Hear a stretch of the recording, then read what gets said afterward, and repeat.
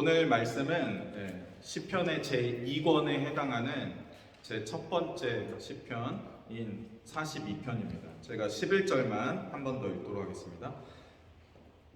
내 영혼아, 내가 어찌하여 낙심하며 어찌하여 내 속에서 불안해하는가? 너는 하나님께 소망을 두라. 나는 그가 나타나 도우심으로 말미암아 내 하나님을 여전히 찬송하리로다. 오늘 성가대 찬양과도 어떤 면에서는 좀 맥을 같이 한다고 할 수 있을 것 같습니다. 시편 42편 또한 우리에게 매우 친숙하고 익숙한 시편입니다. 왜냐하면 이 목마른 사슴이라는 찬양곡이 있거든요. 그래서 이 찬양곡을 한 번도 안 들어보신 분은 없을 것 같은데, 목마른 사슴이 시냇물을 찾아 헤매듯이 내 영혼 주를 찾기에 갈급하나이다. 금보다 귀한 나의 주님, 내게 만족 주신 주, 당신만이 나의 기쁨, 또한 나의 참 보배. 주님만이 나의 힘, 나의 방패, 나의 참 소망, 나의 몸 정성 다 바쳐서 주님 경배합니다. 이런 찬양이 있잖아요. 이 찬양이 시편을 기반으로 쓰여졌기도 하지만 이 가사 내용이 너무나 좋기 때문에 주님을 찾는 모든 그리스도인들에게 동일한 감동을 주기 때문에 지금도 많은 교회에서 예배 찬양으로 사용되기도 합니다. 매우 짧은 곡인데도 불구하고 많은 교회에서 찬양 집회 때나 예배 때 불려지는 곡이죠. 이렇게 아름다운 찬양곡으로 지금도 여전히 우리 안에서 불려지고 있는 이 시편 42편은 사실은 그 내용에 있어서는 그리 아름답지는 못합니다. 우리 1절에 보면 시편 기자는 하나님이여 사슴이 시냇물을 찾기에 갈급함같이 내 영혼이 주를 찾기에 갈급하니이다 라고 이 시편 42편의 서두를 시작하고 있는데, 이 고백의 내용은 때때로 우리에게 간절히 하나님을 찾으러 나아가는 참 그리스도인의 모습, 기도의 자리에 나아가는 기도자의 모습의 이미지로 우리에게 그려집니다. 그래서 맞아, 하나님께 기도하려면 이런 마음가짐이 있어야지, 이렇게 준비하고 하나님을 찾는 기도를 해야지 하나님이 우리의 기도를 들어주시지, 이런 이미지로 우리가 좋게 생각하고 있지만, 이어지는 2절, 3절에 이르러서는 이 시편 기자가 지금 처한 현실이 얼마나 참혹한지를 절실히 깨닫게 됩니다. 그는 2절에 이렇게 말합니다. 내 영혼이 하나님 곧 살아계시는 하나님을 갈망하나니 내가 어느 때에 나아가서 하나님의 얼굴을 배울까. 사실 이 본문을 제대로 이해하려면 왕이 있던 시대를 우리가 생각해 봐야 합니다. 이 시편 기자는 그냥 하나님이 아니라 살아계신 하나님이라고 말하고 있습니다. 즉 무엇이냐면, 그는 저 이방신들처럼 아득히 멀리 있어서 우리의 삶에 관여하거나 나와 함께 하실 수 없는 그러한 하나님이 아니라 지금도 살아계시고 역사하셔서 그의 삶 가운데 함께 하시고, 그는 또한 하나님 앞에 살아있는 자로서 호람되어의 삶을 사는 이라고 고백하고 있는 것입니다. 즉 마치 왕궁에서 함께 하나님과 거하며 살아가고 있는 이 시편 기자의 모습을 그려내고 있죠. 그런데 그는 하나님의 얼굴을 도저히 볼 수 없다라고 말하고 있습니다. 이거는 옛날 왕국시대 때 또 다윗의 이야기를 통해서 우리가 알 수 있듯이, 그 아들이 같이 왕궁에 거하고 있음에도 불구하고 그를 만나려 하지 않는 다윗 왕, 2년 동안이나 자기의 자녀가 자기 앞에 모습을 드러내지 못하도록 막고 있었던 다윗 왕의 모습을 우리가 생각해 보면 이해가 간다는 것입니다. 같은 왕궁에 거하고 있는데, 아니 왜 우리 아버지 다윗은 나를 한 번도 부르지 않냐, 내가 아버지를 왜 만날 수 없느냐, 이렇게 그는 토로하고 지금 2절을 고백하고 있는 것입니다. 나는 하나님, 살아계시는 하나님과 항상 같이 거한다고 생각했는데 왜 하나님께서는 나를 한 번도 만나주려 하시지 않는가, 왜 나에게 응답하지 않는가, 왜 나를 부르지 않는가, 그렇게 2절에 쓰고 있습니다. 그리고 나서 3절에 이르러서는 이렇게 말하죠. 그러하기 때문에 사람들이 종일 내게 하는 말이, 너의 하나님이, 너의 왕이 어디 있느냐, 너는 버려진 거다, 너가 믿는 그 하나님, 네가 노래하는 하나님, 네가 알고 있다는 하나님은 있지 않다, 그렇게 그를 향해 비방하고 손가락질한다는 것입니다. 그러자 그는 그의 눈물이 아침과 저녁으로 그의 음식이 되었다고 말하고 있습니다. 우리가 보통 우리 아이들 놀릴 때 또는 아이들이 저희 친구들끼리 막 이렇게 서로 놀릴 때 너 엄마 아빠 없지? 막 이렇게 놀릴 때도 있잖아요. 또 학교에 오래도록 혼자 남아있는 아이들 같은 경우는 야 너는 왜 엄마가 너 데리러 안 와? 막 이런 경우, 한국에서는 그런 경우가 왕왕 있었는데, 엄마가 정말 없는 아이, 엄마가 정말 없는, 아빠가 정말 없는 아이는 그 말을 듣고 울겠죠.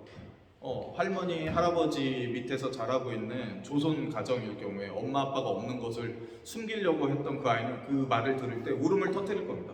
그러나 엄마 아빠가 멀쩡히 살아있고 자기 학교에 보내고 좋은 거 해주고 챙겨주고 집에 갈 때 데리러 와주고 밤에 잘 때 잠자리에 재워주고 씻겨주고 하는 엄마 아빠가 있다면 친구가 그런 말을 하든 말든 울 일이 없지 않습니까?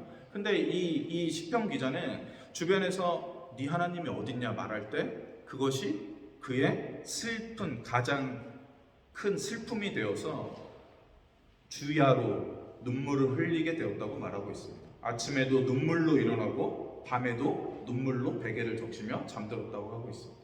그러니 지금 이 시편 기자가 처한 상황이 그에게 있어서 얼마나 감당하기 어려운 상황이었는지 알게 된다는 것입니다. 즉 시편 42편 1절에 이 시편 기자의 이 목마른 사슴이 시냇물을 찾아 갈급한 이 모양은 우리가 지금 현재 갖고 있는 좋은 이미지와 아주 상반된 이미지를 우리에게 준다는 것입니다. 성경은 이 문학 장르를 빌려와서 기록된 책이거든요. 그렇기 때문에 각 이 책마다 장르라는 것이 있습니다. 근데 우리 시편 알고 있듯이 시로 적혀져 있고 노래로 적혀져 있습니다. 그렇기 때문에 그것을 표현할 때 지규, 은유 이런 비유를 적절하게 사용해서 이 시편을 쓰거든요.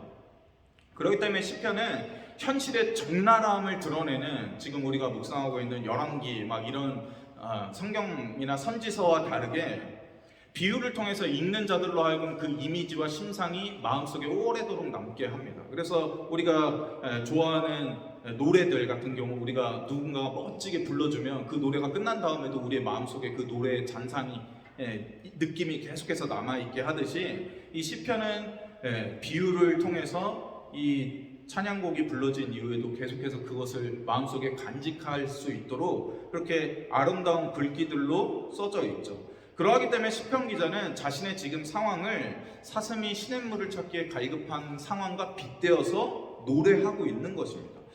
그러나 우리는 지금 여기 캐나다에 살고 있지만 우리는 사슴을 보려면 파크 오메가에 가야 되잖아요. 저도 얼마 전에 아이 데리고 갔다 왔는데 한국에서는 캐나다 간다 그러면 야, 너 동물도 많이 볼 수 있겠다. 야, 막 앞마당에서 곰 보고 뒷마당에서 사슴 보고 하는 거 아니냐 이렇게 얘기하는데, 우리는 여기서도 동물 보려면 특정한 장소에 차를 몰고 가야지만 볼 수 있습니다. 그렇기 때문에 우리는 목마른 사슴이 어떻게 시냇물을 찾는지 본 적이 사실 없습니다. 그렇잖아요. 그렇기 때문에 우리는 시내가 다 말라버려서 물을 전혀 얻을 수 없는 상황에서 정처 없이 몇 날 며칠을 마실 물을 찾기 위해 헐떡거리며 이리저리 정처 없이 돌아다니는 사슴을 한 번도 본 적이 없습니다. 그렇기 때문에 그 이미지가 정확히 무엇인지 모르죠. 그리고 사슴하면 이쁘잖아요. 사슴하면 예쁘고 귀엽고 막 이런 이미지가 있잖아요. 저희 캐나다에서 사슴 보고 깜짝 놀랐는데 너무 커서. 근데 일반적인 이미지로는 사슴은 예쁘고 귀엽고 막 이럴 것 같은 이미지 때문에 이 시편 1편, 42편 1편의 이미지가 우리에게 제대로 그려지지가 않습니다. 근데 이것을 오늘날의 현실에 맞춰서 다시 번역해 본다면 이 시편 기자는 이렇게 노래하는 것입니다. 하나님이여, 노숙자들이, 길에 버려진 노숙자들이 먹을 것을 찾기에 갈급하여서 심지어 남들이 먹다 버린 것이 있나 하여 쓰레기통 안을 들여다보듯이 내 영혼이 지금 주를 찾기에 너무나 급급합니다 라고 노래하는 것과 같습니다. 이 이미지가 딱 그려지시죠? 어떻습니까? 저는 한국에서도 그랬지만 캐나다에 와서 특별히 에더터역에서 노숙자들이 너무나 배가 고파서 또는 누군가에게 구걸해도 돈을 주지 않기 때문에 쓰레기통을 들여다보고 심지어 기꺼이 자기의 손을 쓰레기통에 넣어서 먹을 것을 찾는 모습을 상당히 많이 봤습니다. 거의 매일마다 그런 노숙자들이 거기에 있죠. 그렇기 때문에 우리는 이제 이 이미지가 어떤 것인지 잘 그려집니다. 상상이 갑니다. 그렇다면 이러한 모습이 하나님을 찾는 간절한 모습, 하나님께 나와 기도하는 모습이겠습니까? 아니죠. 우리는 노숙자들이 쓰레기통을 뒤지는 모습을 볼 때 그래 맞아. 내가 저렇게 하나님을 찾았어야 되는데, 내가 저렇게 간절하게 하나님을 찾았어야 되는데 라고 생각하는 사람은 아무도 없을 겁니다. 다 무슨 생각합니까? 저렇게 볼 때 야, 저 지경까지는, 저렇게까지는 인생이 추락해서는 안 돼, 저런 삶을 살아서는 안 돼, 이렇게 생각하지 않습니까? 그 모습을 보고서 그래 맞아, 저렇게 간절하게 먹을 걸 찾듯이 하나님을 찾아야지 하나님이 우리에게 응답하시지라고 생각하는 신앙인들은 아무도 없을 것입니다. 그렇기 때문에 지금 시편 41편이 표현하고 있는 이 목마른 사슴의 이미지는 정말로 그리스도인으로서, 그리스도인이 아니라 하더라도 한 인격으로서 처해지면 안 될 너무나도 극한, 끔찍한 상황에 처해져 있다는 사실을 우리는 깨달아야 하는 것입니다. 바로 여기에서 시작해야지 시편 42편이 우리에게 제대로 이해될 수 있을 것입니다. 지금 시편 기자는 하나님, 곧 살아계시는 하나님에 대한 갈망이 가득합니다. 그는 그 갈망이 줄어들었다고 말하지 않습니다. 그럼에도 불구하고 그는 하나님을 만날 수 없다고 토로하고 있습니다. 그는 자신의 이 비참한 상황이 얼마나 끔찍한지 그 시대 사람들은 알고 있는 이미지를 그려서 표현하고 있는 것입니다. 그는 누가 보더라도 조롱받고 비방받을 만한 그러한 끔찍한 상황 가운데 놓여 있는 것입니다. 아름다운 이미지로 그가 남들에게 보여줬다면 왜 그는 조롱받고 비방받겠습니까? 왜 그런 말을 들었다고 해서 그는 밤낮으로 눈물을 흘려야 되겠습니까? 지금 하나님을 찾는데 하나님이 도저히 찾아지지 않으니 심지어 어떻게 합니까? 남들이 버린 그 신앙의 찌끄러기 거기에라도 하나님이 있을까요? 쓰레기통을 뒤지는 모습과 같은 그러한 모습으로 지금 그는 피폐해져가 있는 상태에 있기 때문에 주변에서 너 따위에게 하나님이 어디 있냐? 너 같은 인생을 사는 사람에게는 하나님이 없는 거야 라고 하는 말을 듣고 그 말이 너무나도 그런 것 같아서 눈물을 흘릴 수밖에 없었다고 성경에 얘기하고 있는 것입니다. 그의 갈망과 간절한 바램과 그의 소망과는 너무나 다르게 그는 지금 자기의 처해진 이 비참한 현실 때문에 밤낮으로 눈물을 흘리고 있는 것입니다. 어쩌다가 그가 이런 지경에 이르게 된 것입니까? 이러한 그의 모습은 우리가 살펴봤던 시편 1편의 복 있는 자와 너무 멀지 않습니까? 복 있는 자는 여호와의 율법을 즐거워하여 밤낮으로 베개를 적실 게 아니라 어떻게 합니까? 밤낮으로 하나님의 아름다운 말씀을 묵상하는 자입니다. 그는 심지어 시냇가에 심은 나무가 철을 따라 열매를 맺듯이 어떠한 경우에도 그 잎사귀조차도 마르지 아니할 거라는 형통함을 약속받았던 자입니다. 그는 하나님께로부터 어떤 길을 가더라도 인정받는 의인이었습니다. 근데 그는 지금 마치 다 망해져가는 악인들과 같은 그러한 결과를 맞이하고 있는 것입니다. 지금 시편 42편의 주인공은 어찌된 영문인지 하나님께로부터 철저하게 외면받고 있고 그로 인해서 주변 사람들로부터 심한 비방과 손가락질을 당하고 있는 것입니다. 어쩌다 그는 이런 지경에 이르게 된 것입니까? 그 원인과 확실한 이유를 알 수 있다면 그나마 조금이라도 위로가 되지 않겠습니까? 어떠한 어려움이 우리에게 닥칠 때 왜 이러한 어려움이 닥쳤는지 그 원인을 확실히 알고 그 이유라도 안다면 이러한 어려움이 조금은 이해가 되고 논리적으로 납득이 되잖아요. 그것만으로도 일이 해결되지 않더라도 그 이유와 원인을 아는 것만으로도 우리의 상당한 불만이 해소되기도 하지 않습니까? 그런데 오늘 본문에서는 그 이유와 원인이 무엇인지 단 한 글자도 얘기해주고 있지 않다는 것입니다. 사슴이 왜 오래도록 물을 마시지 못한 채 시내를 찾고 있는 것입니까? 왜 골짜기마다 다 말라버려서 어디를 가도 물이 없어서 목표 없이 정처 없이 이리저리 사슴은 헤매이고 있는 것입니까? 과학적으로는 설명할 수 있죠. 비가 오래도록 오지 않으니까 시내가 다 말랐겠지. 이렇게 과학적으로 설명할 수 있지만 우리가 찾는 답은 그게 아니지 않습니까? 우리는 때때로 많은 경우 이러한 질문에 정확하게 답을 내지 못할 때가 많습니다. 원인과 이유를 알 수 없이 논리적으로 설명할 수 없는 이들이 때때로 우리에게 닥친다는 것입니다. 우리의 삶과 인생 가운데 그러한 일들이 벌어진다는 것입니다. 제대로 설명하기도 어렵고 이해할 수도 없는 일들이 우리의 동의와 양해를 구하지 않고 우리의 선택의 결과를 따르지 않는 무수한 많은 일들이 때때로 우리의 인생을 침범해 와서 우리를 견딜 수 없이 힘들게 만들기도 한다는 것입니다. 그래서 오늘 설교 제목이 복된 존재라도 때로 심한 갈증과 낙심, 불안을 경험한다고 제가 설교 제목을 정한 것입니다.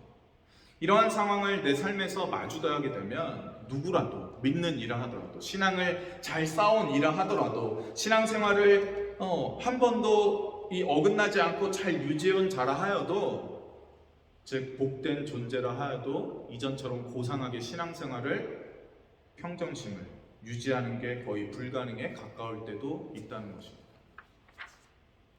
그런데 심지어 그 원인과 이유조차도 분명하지 않다면 그러면 이제 우리가 할 수 있는 일은 뭐겠습니까? 이 시편 기자와 같이 할 수 있는 게 아무것도 없기 때문에 스스로의 문제의 원인을 찾아 해결해 나가는 것이 거의 불가능에 가깝기 때문에 밤마다 아침마다 눈물을 흘리며 슬퍼하는 것뿐이라고 지금 시편 기자는 말하고 있는 것입니다. 스스로 해결할 수 있는 방법이 전혀 없으니 원인과 이유도 모르니 주변에서 들려오는 여러 가지 이야기들이 얼마나 우리의 마음을 더 아프게 합니까? 해결할 방법이 있다면 누가 뭐래도 상처받지 않습니다. 우리가 만약에 실직을 하게 됐는데 그게 실직이 아니라 이제 부모님의 가업을 이어받아서 막 종업원이 50명, 100명 되는 그곳에 이제 사장으로 가야 되기 때문에 내가 다니던 좋은 회사를 관두고 나온 거라면 주변에서 아니 왜 일을 관뒀어? 어떻게 살려고 그래? 이렇게 누가 말한들 상처받습니까? 해결 방법이 있으니까 그러한 이야기들이 아무리 송곳같이 날카롭다 하더라도 나에게 전혀 상처 줄 수 없습니다. 하지만 해결할 수 있는 방법이 전혀 없을 때 원인과 이유도 모른 채 나도 그 원인과 이유를 모른 채 그렇게 황망하게 슬픔에 잠겨 있을 때 주변에서 아니 어쩌다 저렇게 됐어? 이 한마디만 하더라도 그 말이 우리에게 상처가 되고 우리를 비참하게 만드는 것이죠. 그렇기 때문에 시편 기자는 아침마다 눈물로 일어나며 눈물로 밤에 잠이 드는 것입니다. 심지어 그는 4절에 이렇게 말하고 있습니다. 내가 전에 성일을 지키는 무렵, 성일이라는 것은 거룩한 날이잖아요. 그래서 하나님께서 모든 것을 허락하시고 모든 복을 내리실 특별한 날입니다. 하나님께 허락받은 보통의 날들과 다르게 구별하여서 하나님이 이때 무언가를 가장 많이 주시고 가장 많이 누릴 수 있게 만드는, 즉 이스라엘에게 있어서는 천국과 같은 하나님의 나라가 펼쳐진 것과 같은 일이 성일이거든요. 그때 그들은 예배를 드렸죠. 근데 그때 그 성일을 지키는 무리와 동행하여서 기쁨과 감사의 소리로 하나님께 우리처럼 그렇게 예배했답니다. 그리고 그들을 하나님의 집으로 우수히 많이 인도했던 게 지금 시편 기자입니다. 이가 얼마나 뛰어나고 모범적인 리더였는지 인도자였는지 우리는 알게 되죠. 근데 그는 이렇게 좋은 자기를 이렇게 기쁘게 만들었던 이 일조차도 이 일을 기억해 보니 오히려 내 마음이 상하고 있다 이렇게 고백하고 있습니다. 때때로 제 아들이 뭘 할 때 나 마음 상했어. 그래서 오늘 안 씻을 거야 막 이러면서 투정 부릴 때가 있습니다. 근데 여기 시편 기자가 말하는 내 마음이 상하는도다 이 말은 그냥 우리가 일반적으로 나 마음 상했어 이게 아닙니다. 그는 지금 자신의 영혼이 자신의 모든 존재가 자신의 마음이 바닥에 다 쏟아져 버려지는 것 같은 경험을 한다는 것입니다. 그런 경험 해보셨나요? 아마 해보셨을 것 같습니다. 이 정도 삶을 살고 이 정도 신앙생활을 해보신 분들은 이런 경험이 있었을 것입니다. 그러니 그는 지금 견딜 수 없는 슬픔과 절망과 좌절 가운데 죽을 것처럼 놓여 있다는 것이죠. 그를 가장 기쁘게 만들었던 일조차도 그의 하루하루를 견딜 수 있게 해주는 힘이 되지 못할 뿐만 아니라 오히려 이러한 상황 가운데 처하니 가장 기뻤던 일조차도 오히려 가장 슬픔으로 바뀌고 있다고 말하고 있는 거죠. 제가 예전에 다큐를 하나 본 게 있는데 거기서 어떤 백발의 노인이 된 어머니를 인터뷰하는 장면이 나왔어요. 결혼한 지 얼마 지나지 않아서 남편을 잃고 홀로 오랫동안 자녀를 키우면서 이 나이 많은 때까지 또 재혼을 안 하시고 혼자 사신 분이에요. 얼마나 힘드셨겠어요? 그래서 PD가 질문을 합니다. 아니 그 긴 인생을 어떻게 이렇게 혼자 아이를 키우면서 지낼 수 있었냐고 이렇게 물어보니까 그 어머니가 했던 말이 자기가 젊어서 결혼했을 때 자기의 젊었던 남편이 같이 집으로 가는 길에서 자기의 두 손을 그 젊은 손으로 꼭 잡아줬던 그 온기, 그 느낌, 그거 가지고 이 평생을 살아왔답니다. 그때의 기억이 아직도 생생하고 그때 자기 두 손을 잡아줬던 그 남편의 젊었던 두 손이 품었던 온기가 아직도 기억이 난다고. 그래서 그걸 힘으로 해서 자녀를 키우고 홀로 된 생활을 버틸 수 있었다고 그렇게 말씀했던 인터뷰 장면이 있었거든요.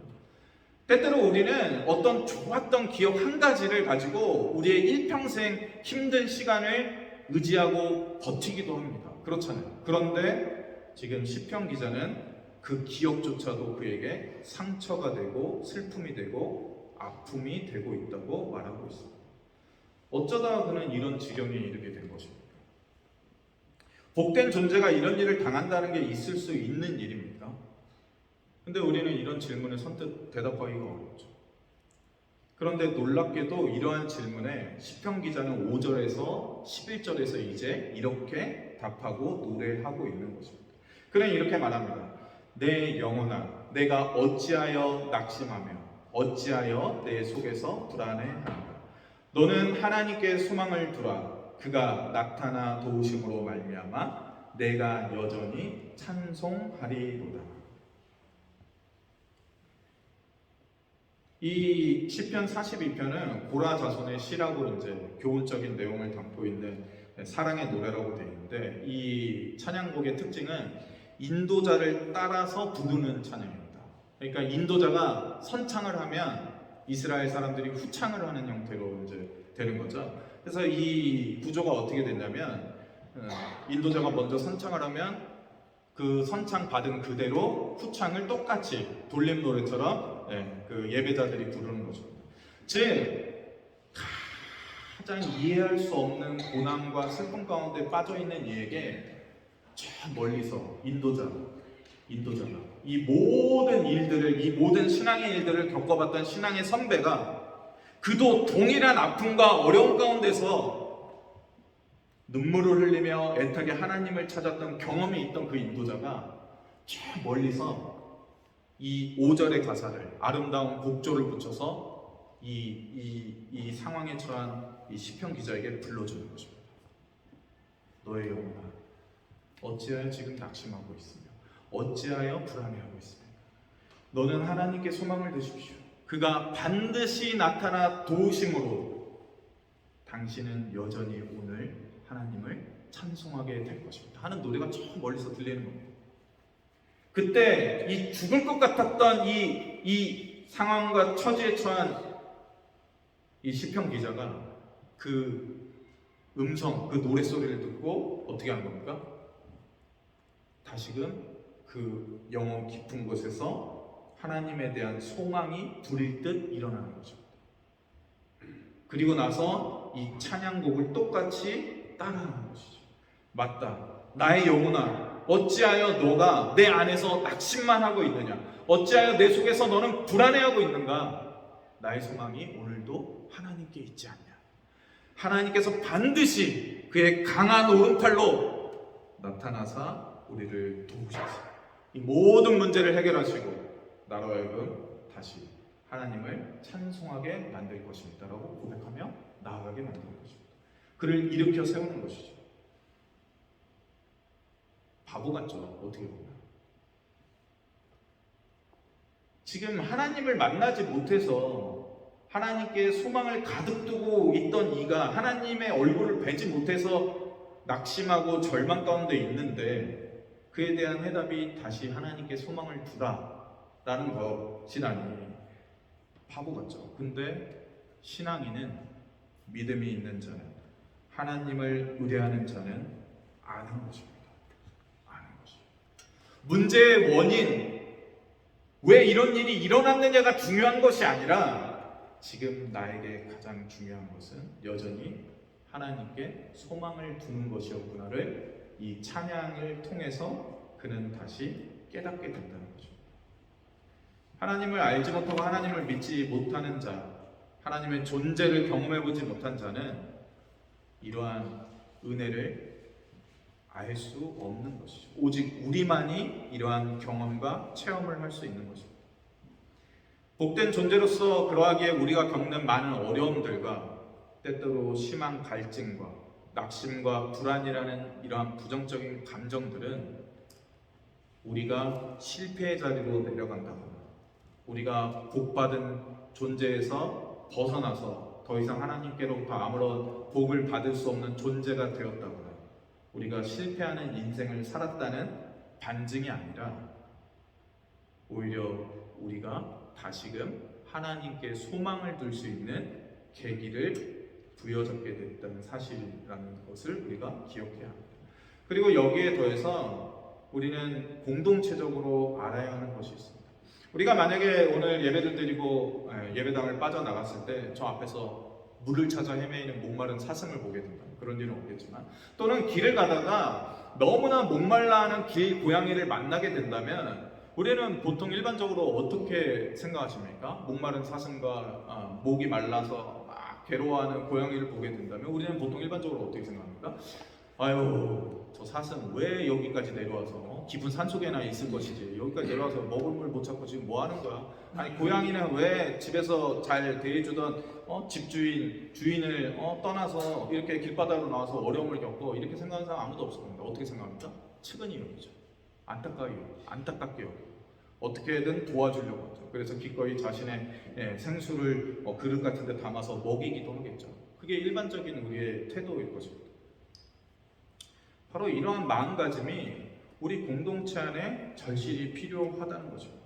우리 안에 어려움을 당한 이들, 우리 안에 아픔을 당한 이들, 그것이 무엇이든 상관없습니다. 그러한 일들이 우리에게 찾아오니까요. 그러할 때 우리가 그러한 어려움을 당한 우리의 공동체의 일원을 바라볼 때, 또는 우리 교회적으로 우리가 어려움을 당할 때, 또는 심지어 분란과 분쟁과 다툼과 싸움이 우리 안에 일어날 때, 정말로 겪지 않아야 될 일들을 당한 이들을 우리가 바라볼 때, 아휴, 신앙생활을 그렇게 하니까 벌 받은 거지.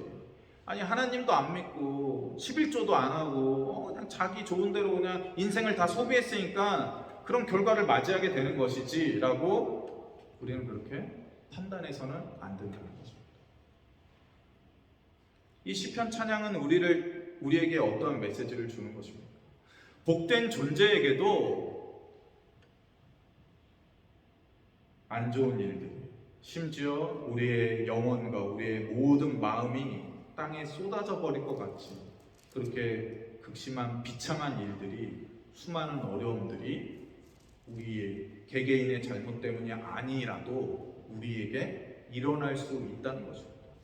그때 우리는 그러한 이들을 향해서 이 인생과 신앙의 선배로서 그러한 일들을 겪어봤고 그러한 일들을 어떻게 헤쳐나갈지를 미리 깨달은 자로서 그러한 자들을 찾아가서 어떻게 해야 된다는 것입니까?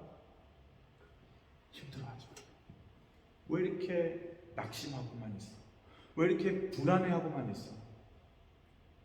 우리 같이 다시금 하나님을 부여잡고 기도하고, 하나님께서 반드시 우리를 도와주시고, 나 전에 어땠는지 알잖아, 나 전에 이 어려운 상황 어떻게 이겼는지 너 알잖아 하면서 그를 다시금 일으켜주는 찬양의 인도자가 되라고 말씀하시는 것입니다. 그러나 오해는 하지 마십시오. 성경은 우리에게 분명하게 경고하고 있습니다. 히브리서를 통하여서 성경은 우리의 잘못 때문에, 우리의 죄악 때문에 우리가 하나님의 아들일 경우, 하나님의 자녀일 경우 하나님은 우리에게 징계를 주시기도 한다고 히브리서 기자는 분명하게 말하고 있습니다. 하지만 지금 시편 42편이 우리에게 가르치는 바는 지금 내게 닥친 죽음과도 같은 이러한 일들이 결코 나 개인의 잘못과 나 개인의 어떠한 게으른 신앙생활과 잘못된 판단과 선택 때문이 아니라, 그렇기 때문에 하나님께서 나를 완전히 외면하고 버리셨기 때문이 아니라는 사실을 우리로 하여금 깨닫고 실패와 좌절과 고통과 괴로움을 경험할 때 함께 복된 존재는 서로가 서로를 이끌어주고 격려해주고 도와줌으로써 함께 하나님을 올바르게 찬양하고 예배해야 한다는 것입니다. 이것이 바로 시편 42편이 우리에게 주는 메시지인 것이죠. 제가 어려서부터 오랫동안 초등학교 다니기 전부터 함께 한 교회에서 신앙생활을 했던 친구가 있었습니다. 그 친구도 저랑 똑같아요. 저는 위로 누나가 있는데 그 친구는 아래로 여동생이 있고, 부모님들이 두 분 다 늦게 사회생활 하시고 막 사회에서 막 사업도 하시고 별의별 거 다 경험해 보시고 나서 늦지막하게 신학교에 가셔서 목사님이 되신 경우였습니다. 그 친구도 그렇고 저도 그렇고. 근데 몇 년 전에 이제 겨울에 갑자기 오랜만에 전화가 왔어요. 그때 하는 말이 자기가 위암 수술을 받았다고, 나이 40에 위암 수술을 받았다고 그때 고백하더라고요. 그때 전화를 해서 알려주더라고요. 그래서 언제 받았냐고 하니까 꽤 됐다고, 한 4개월 됐는데 지금 안정돼서 이제서야 너한테 알겠다고. 근데 이 암을 선고받았을 때 젊으니까 설마 이거 잘못된 거겠지 하고서 세 군데를 돌아다녔는데 거의 말기 직전이었답니다. 다행히 위를 거의 다 잘라내갖고 항암 치료 받았는데 잘 회복됐어요. 근데 그 친구가 하던 고백이 아직도 생생하게 기억납니다. 그 친구가 저랑 똑같이 아버지 어머니가 다 목사가 되고 은혜로 집이 회복되고 이렇게 온 가족이, 그전에도 하나님 믿었지만 아버지가 이제 사업을 하고 막 이러던 상황에서 목회자로 돌아선 이런 좋은 경험들이 있잖아요. 저도 그것 때문에 목회자로서 더 열심히 하는 건데, 근데 그 친구는 갑자기 암 선고를 받았죠. 자녀가 한 명 있고 아내가 있는데 죽을지도 모른다고 하니까 너무나 슬펐죠. 그래서 막 패닉이 왔답니다. 그럴 수밖에 없죠, 온 가족이. 그리고 나서 어느 정도 이제 받아들이고 진정되게 되고 수술도 잘 끝나고 항암 치료 결과도 좋게 되면서 그 1년의 과정을 겪으면서 고백하던 바가 자기가 정말 못 살았다는 겁니다. 엉망진창으로 살았어요. 계속 교회는 다녔지만 정말로 제대로 믿지도 않고 그냥 습관적으로만 교회 가고 그랬답니다. 그래서 하나님께서 자기에게 이런 벌을 주신 줄 알았대요. 내가 벌 받아도 싸다 이렇게 생각했대요. 근데 그게 아니라 내가 나의 삶을 돌이켜보니 암에 걸릴 만큼 그렇게 비정상적인 생활을 했답니다. 아무거나 먹고 막 새벽에 늦게 자고 막 불규칙적인 생활하고, 그런 생활을 하면 누구나 다 그런 위암에 걸릴 수 있는 가능성이 높아지잖아요. 그런데도 예수님께서는, 하나님께서는 가장 중요한 시기를 놓치지 않도록 그에게 기회를 주셨다는 것입니다. 건강검진을 받았는데 위험이네요 이랬어요. 건강검진 했을 때 위험이네요, 약 드세요 하고서 끝났으면 걔는 죽었을 겁니다.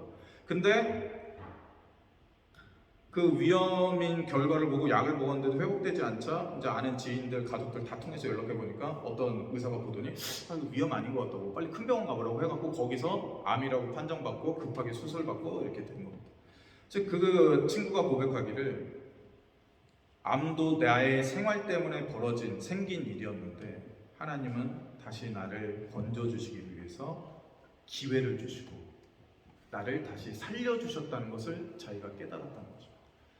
하나님이 벌 주기 위해서 암을 준 게 아니라 내가 당연히 그 암에 걸릴 만큼 그렇게 엉망진창 살았는데 하나님은 그런 나에게도 다시금 살 수 있는 기회를 주셔서 일주일만 늦었어도, 한 달만 늦었어도 더 이상 손 쓸 수 없는 지경에, 다 암이 터졌겠죠? 지경에 빠졌을 텐데 기회를 주셔서 나를 살리신 하나님을 내가 깨닫게 됐다고 고백하는 거죠. 이러한 고백을 받은 자, 이러한 고백을 가진 자는 이제 어떻게 살겠습니까? 시리에 빠진 이들, 낙심에 빠진 이들, 신앙생활 제대로 안 해서 아유 저러다 큰일 날 것 같은 이들을 바라볼 때 혀를 차지 않습니다. 어떻게 합니까? 기다리는 거죠. 힘들고 어려울 때, 도움이 반드시 필요할 때 내가 반드시 가서 나의 간증과 함께 우리의 공동체된 형제와 자매를 일으켜 주리라 하는 헌신을 하게 되는 것입니다. 제가 전에 사역했던 교회에서 열심히 믿는데 좀 겉돌던 집사님 한 분이 계셨어요. 근데 좀 성격이 별나긴 하셨거든요. 근데 새 구역 이제 짤 때마다 해가 바뀌면 이제 구역장도 새로 뽑고 이제 구역도 새로 편성하게 되는데 그때마다 그 집사님만큼은 안 받겠다고 모든 소그룹에서 그 집사님 들어오면 딴 집사님이랑 문제가 있어갖고 안 될 것 같다고 하던 집사님이 있었어요. 너무나 힘들었는데 그 집사님이 신방 중에 그런 말을 했어요. 나는 교회 와서 속 얘기를 해본 적이 없다. 나는 속 얘기를 밖에 나가서 세상 친구들과 해. 이렇게 얘기했던 적이 있었어요. 교회가 그렇게 돼서는 안 되는 거죠. 교회는 모든 것을 받아주고 신앙의 선배로서 그 모든 우리가 경험한 모든 것들을 통해서 그러한 어려움을 갖고 있는 자를 일으켜주고 끌어줄 수 있는 세상에서 가장 성숙한 공동체가 되어야 하는 것입니다. 교회 와서는 아무 얘기도 못해. 좋은 얘기만 해야 되고 아픈 얘기도 못하고 잘 안 된 얘기도 못하고 내어놓을 수 없고 혼자만 피밀리에 기도해야 되는 그러한 교회는 성장할 수 없어요. 그러하니 우리가 오늘 이 시편 기자의 고백과 같이 저 멀리서 들려오는 신앙의 선배된 자의 고백이 담긴 찬양을 듣고 다시금 그 마음의 낙심과 좌절을 이겨내고 부릴 듯 하나님을 소망하였던 것처럼 하나님에 대한 소망을 일으킬 수 있는 그러한 하나님의 자녀와 그러한 신앙의 선배 되기를 우리가 오늘 바라야 할 것입니다. 교회는 나만 잘 믿어서 되는 데도 아닌 것이죠. 남들도 이끌어줘야 하는 것입니다. 그러한 은혜가 우리 새생명교회에 날마다 넘치기 원합니다. 그래서 아픈 자들, 상처 입은 자들이 여기에서 회복되어야죠. 여기에서 살아나야죠. 어디에서 살아나겠습니까? 우리는 세상의 병원처럼 의료 혜택을 줄 수는 없죠. 하지만 우리는 누굽니까? 우리는 영혼을 살리고 한 사람의 존재를 바꾸며 죽었던 자라 하여도 어떻게 합니까? 다시 부활시킬 수 있는 영광의 사역의 부르심을 받은 세상의 유일한 존재인 것입니다. 그 본분을 우리가 다 같이 감당할 수 있었으면 좋겠습니다. 우리 다 같이 말씀을 놓고 잠시 기도하며 나가도록 하겠습니다.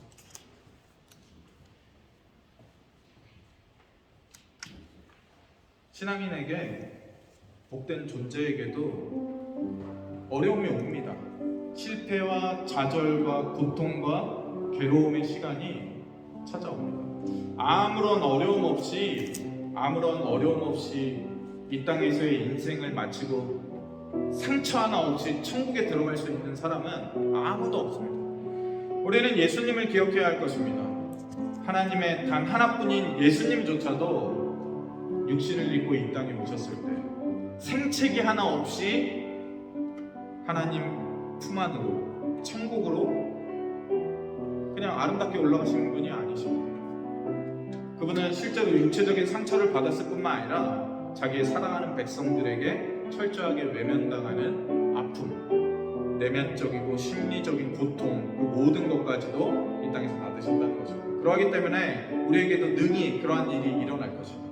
그러나 하나님은 우리를 반드시 건져주시고 구원해 주실 것입니다. 직접적으로 우리에게 그러한 일들을 해결해 주실 뿐만 아니라 우리와 함께 신앙생활하는 우리 공동체 일원들을 통하여서 신앙의 선배들을 통하여서 목사님들을 통하여서 때때로 장로님들과 권사님들과 구역장들을 통하여서 우리 바로 옆에서 지금 예배드리고 있는 함께된 하나된 성도들을 통해서 그러한 구원의 역사를 이루실 겁니다. 그 일에 우리가 사용될 수 있도록 새생명교회가 그 일을 능히 감당해 나갈 수 있도록 이 시간 잠깐 기도하며 나가도록 하겠습니다.